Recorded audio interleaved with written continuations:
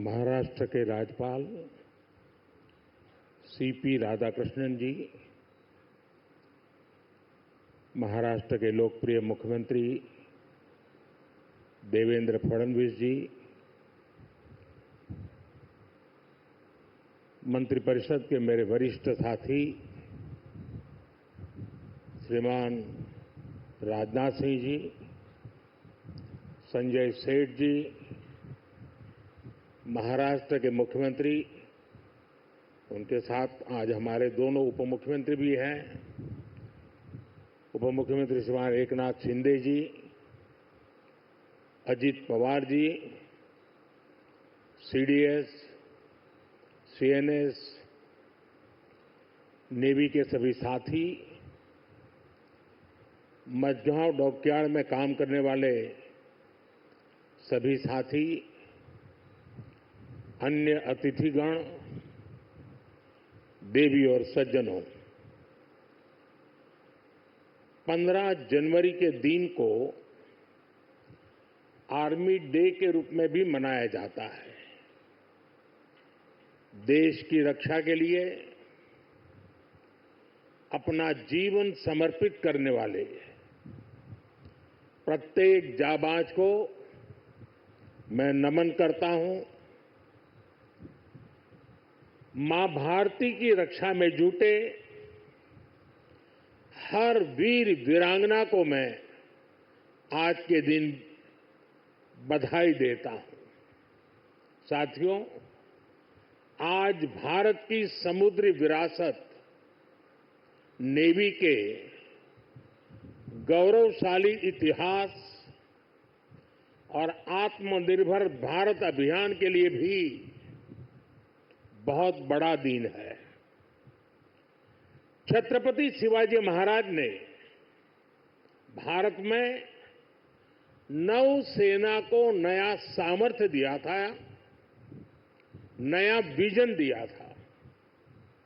आज उनकी इस पावन धरती पर 21वीं सदी की नेवी को सशक्त करने की तरफ हम एक बहुत बड़ा कदम उठा रहे हैं। ये पहली बार हो रहा है जब एक डिस्ट्रॉयर, एक फ्रिगेट और एक सबमरीन, तीनों को एक साथ कमीशन किया जा रहा है। और सबसे गर्व की बात कि ये तीनों frontline platforms made in India है। मैं भारतीय नौसेना को,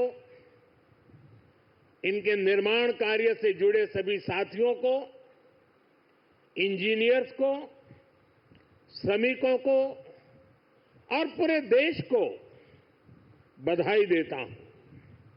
साथियों, आज का एक कार्यक्रम हमारी गौरवशाली धरोहर को भविष्य की आकांक्षाओं से जोड़ता है। लंबी समुद्री यात्राएं, commerce, naval defence, ship industry, इसमें हमारा एक समृद्ध इतिहास रहा है। अपने इतिहास से प्रेरणा लेते हुए आज का भारत दुनिया की एक मेजर मैरीटाइम पावर बन रहा है। आज जो प्लेटफॉर्म लॉन्च हुए हैं, उनमें भी इसकी झलक है। अब जैसे हमारा नीलगिरी चौल वंश के समुद्री सामर्थ्य के प्रति समर्पित है। सूरत वॉरशिप उस कालखंड की याद दिलाता है जब गुजरात के पोर्ट्स के जरिए भारत वेस्ट एशिया से जुड़ा था। इन दिनों ये दोनों शिप्स, इसके साथ आज बागशीर सबमरीन की कमीशनिंग भी हो रही है। कुछ वर्ष पूर्व मुझे P-75 क्लास की पहली सबमरीन कलवरी की कमीशनिंग में शामिल होने का अवसर मिला था। आज मुझे इस क्लास की 6वीं सबमरीन बागशीर को कमीशन करने का सौभाग्य मिला है। ये नए फ्रंटियर प्लेटफॉर्म भारत की सुरक्षा और प्रगति दोनों को नया सामर्थ्य देंगे। साथियों, आज भारत पूरे विश्व और खासकर ग्लोबल साउथ में एक भरोसेमंद और जिम्मेदार साथी के रूप में पहचाना जा रहा है। भारत विस्तारवाद नहीं, भारत विकासवाद की भावना से काम करता है। भारत ने हमेशा ओपन, सिक्योर, इंक्लूसिव और प्रॉस्परस इंडो पैसिफिक रीजन का समर्थन किया है। इसलिए जब समुद्र से सटे देशों के विकास की बात आई तो भारत ने मंत्र दिया सागर। सागर का मतलब है security and growth for all in the region. हम सागर के विजन के साथ आगे बढ़े। जब भारत के सामने G20 की प्रेसिडेंसी संभालने का दायित्व आया तो दुनिया को हमने मंत्र दिया one earth, one family, one future. जब दुनिया कोरोना से लड़ते हुए पस्त पड़ रही थी तब भारत ने विजन दिया वन अर्थ, वन हेल्थ। हम पूरे विश्व को अपना परिवार मानकर चलते हैं। हम सबका साथ, सबका विकास उस सिद्धांत पर विश्वास करने वाले लोग हैं और इसलिए इस पूरे क्षेत्र की रक्षा सुरक्षा भी भारत अपना दायित्व समझता है।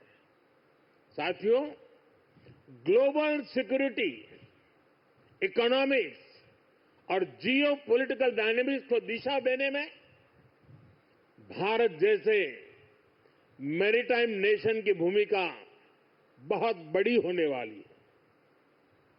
आर्थिक प्रगति और एनर्जी सिक्योरिटी के लिए ये जरूरी है कि ट्रेडिशनल वाटर्स को प्रोटेक्ट किया जाए, टेरिटोरियल वाटर्स को प्रोटेक्ट किया जाए, फ्रीडम ऑफ नेविगेशन को इंश्योर किया जाए और ट्रेड की सप्लाई लाइन और सी रूट्स सुरक्षित हो। हमें आतंकवाद, हथियारों और ड्रग्स की तस्करी में इस पूरे क्षेत्र को बचाकर रखना है। इसलिए आज जरूरी है कि समुद्र को सेफ और प्रॉस्परस बनाने में हम ग्लोबल पार्टनर बने। हम लॉजिस्टिक की एफिशिएंसी बढ़ाने और शिपिंग इंडस्ट्री के लिए काम करें। हम रेयर मिनरल्स, फिश स्टॉक जैसे ओशन रिसोर्सेज का दुरुपयोग रोकने में और इसे मैनेज करने की कैपेसिटी डेवलप करें। हम न्यू शिपिंग रूट्स और सी लेन्स पर अब कम्युनिकेशन को खोजने में इन्वेस्ट करें। मुझे खुशी है कि आज भारत इस दिशा में लगातार कदम उठा रहा है। भारत पूरे इंडियन ओशन रीजन में फर्स्ट रिस्पॉन्डर भी बनकर उभरा है। बीते कुछ महीनों में ही हमारी नौसेना ने सैकड़ों जानें बचाई हैं। हजारों करोड़ रुपए के नेशनल और इंटरनेशनल कार्गो की सुरक्षा की है। इससे दुनिया का भारत पर भरोसा बढ़ा है, आप सबके कारण बढ़ा है, और इसलिए मैं आज आप सबका भी अभिनंदन करता हूं। भारतीय नौसेना, कोस्ट गार्ड, उन पर यह लगातार भरोसा बढ़ता जा रहा है। आज आप ही देख रहे हैं, आसियान हो, ऑस्ट्रेलिया हो, गल्फ हो, अफ्रीका के देश हो, सबके साथ आज भारत का आर्थिक सहयोग लगातार मजबूत हो रहा है। संबंधों की इस मजबूती में इंडियन ओशन रीजन में भारत की उपस्थिति, भारत का सामर्थ्य एक बहुत बड़ा आधार है, और इसलिए आज का ये आयोजन सैन्य दृष्टि के साथ ही आर्थिक दृष्टि से भी उतना ही अहम है। साथियों, 21वीं सदी के भारत का सैन्य सामर्थ्य भी अधिक सक्षम हो, आधुनिक हो, ये देश की प्राथमिकताओं में से एक है। जल हो, थल हो, नभ हो, डीप सी हो या फिर असीम अंतरिक्ष, हर जगह भारत अपने हितों को सुरक्षित कर रहा है। इसके लिए निरंतर रिफॉर्म्स किए जा रहे हैं। चीफ ऑफ डिफेंस स्टाफ का गठन ऐसा ही एक रिफॉर्म है। हमारी सेनाएं और अधिक एफिशिएंट हो, इसके लिए थिएटर कमांड की दिशा में भी भारत आगे बढ़ रहा है। साथियों, पिछले 10 साल में जिस तरह भारत की तीनों सेनाओं ने आत्मनिर्भरता के मंत्र को अपनाया है, वो बहुत ही सराहनीय है। संकट के समय दूसरे देशों पर भारत की निर्भरता कम से कम हो, इस गंभीरता को समझते हुए आप सभी इस काम को आगे बढ़ा रहे हैं, नेतृत्व दे रहे हैं। हमारी सेनाओं ने 5,000 से ज्यादा ऐसे साजो सामान और उपकरणों की लिस्ट तैयार की है जो अब वो विदेशों से नहीं मंगाएगी। जब भारत का सैनिक भारत में बने साजो सामान के साथ आगे बढ़ता है तो उसका आत्मविश्वास भी कुछ अलग ही होता है। पिछले 10 साल में कर्नाटका में देश की सबसे बड़ी हेलीकॉप्टर बनाने वाली फैक्ट्री शुरू हुई है। सेनाओं के लिए ट्रांसपोर्ट एयरक्राफ्ट बनाने वाली फैक्ट्री शुरू हुई है। तेजस फाइटर प्लेन के भारत की साख को आसमान की नई ऊंचाई पर पहुंचाया है। यूपी और तमिलनाडु में बन रहे डिफेंस कॉरिडोर्स डिफेंस प्रोडक्शन को और गति देने वाले हैं। और मुझे खुशी है कि हमारी नेवी ने भी मेक इन इंडिया अभियान का बहुत अधिक विस्तार किया है। इसमें मझगांव डॉकयार्ड के आप सभी साथियों की भी बहुत बड़ी भूमिका है। पिछले 10 साल में नेवी में 33 शिप्स और 7 सबमरीन्स को शामिल किया गया है। इन 40 नेवल वेसल्स में से 39 भारतीय शिपयार्ड में ही बने हैं।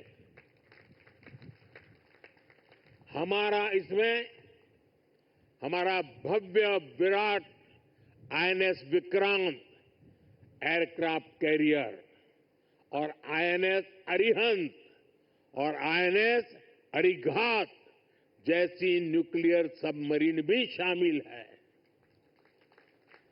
मेक इन इंडिया उसको ऐसी गति देने के लिए मैं देश की तीनों सेनाओं को हृदय से बहुत बहुत बधाई देता हूं।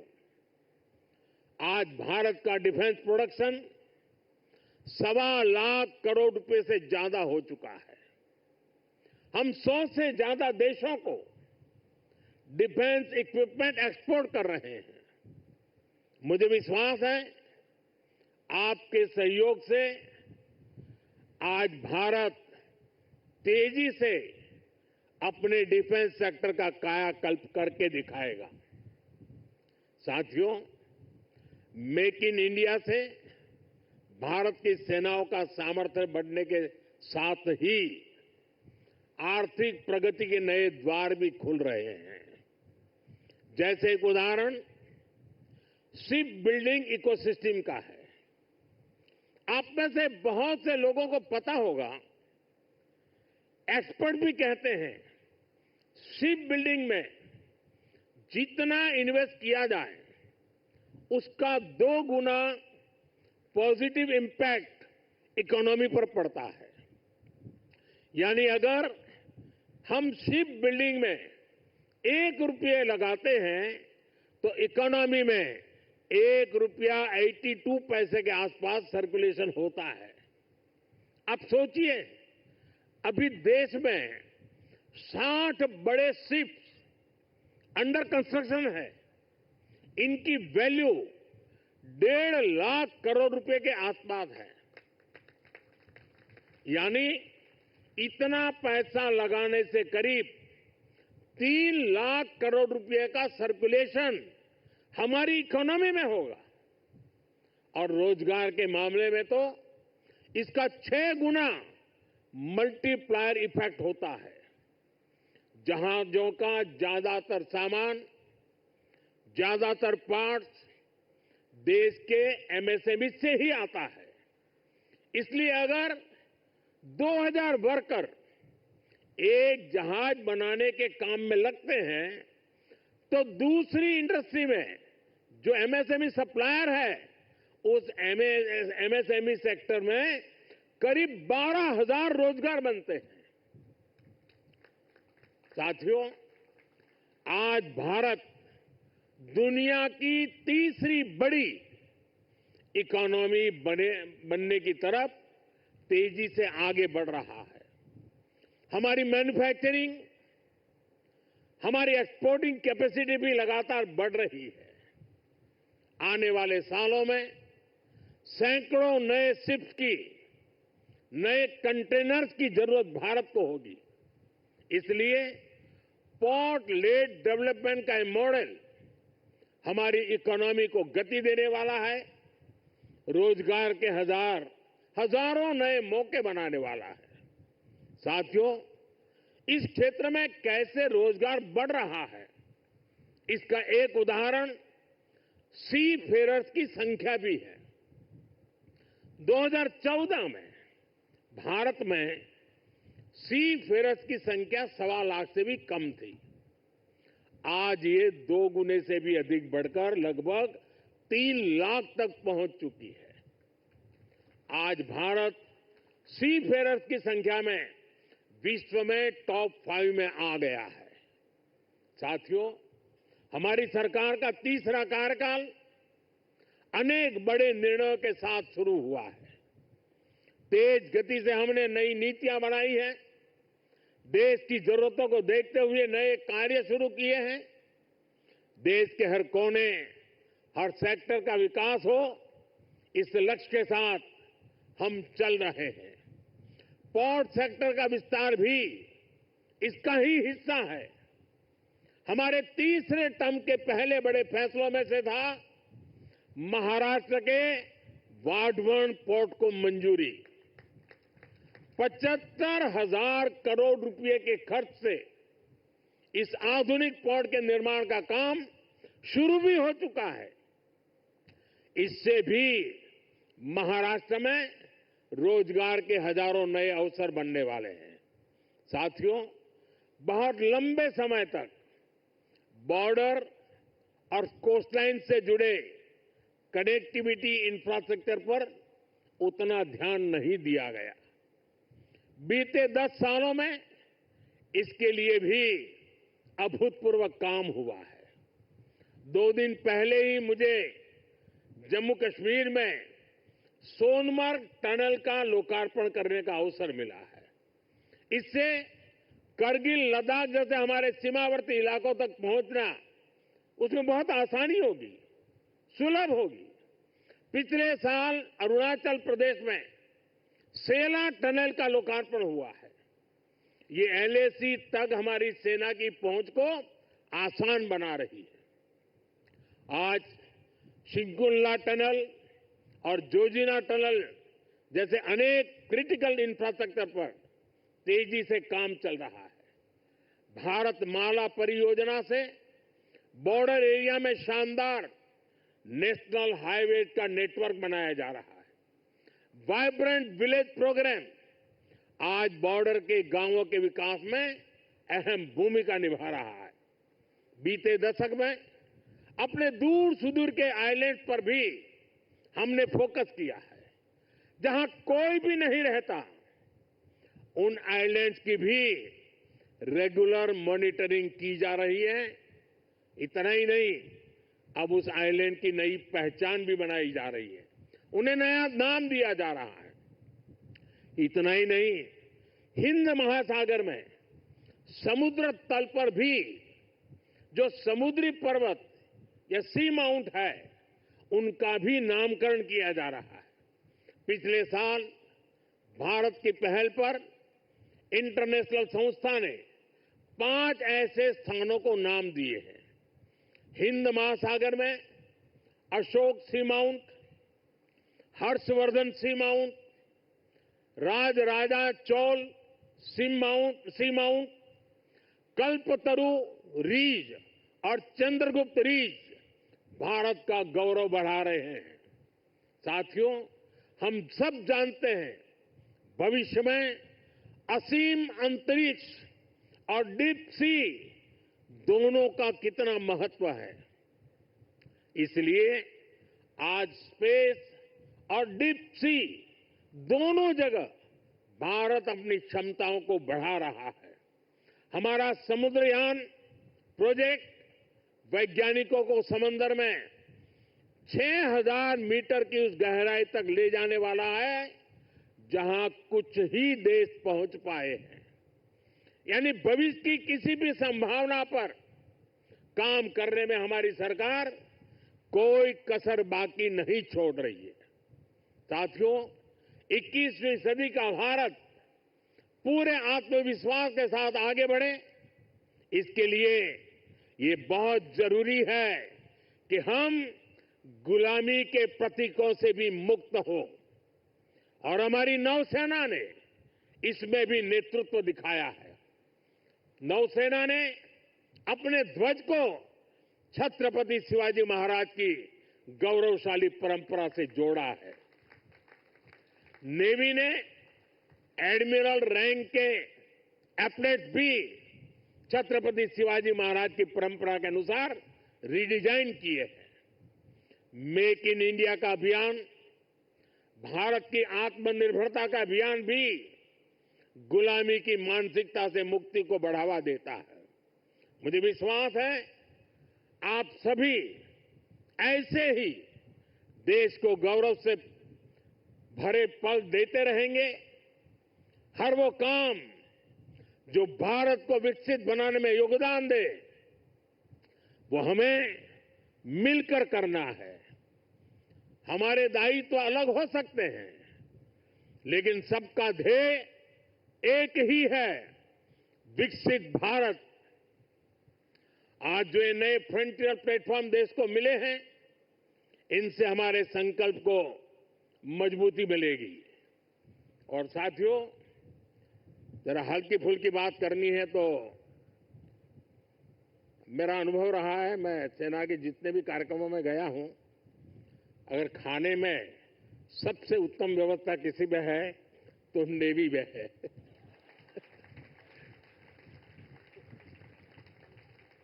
विविधताओं से भरपूर।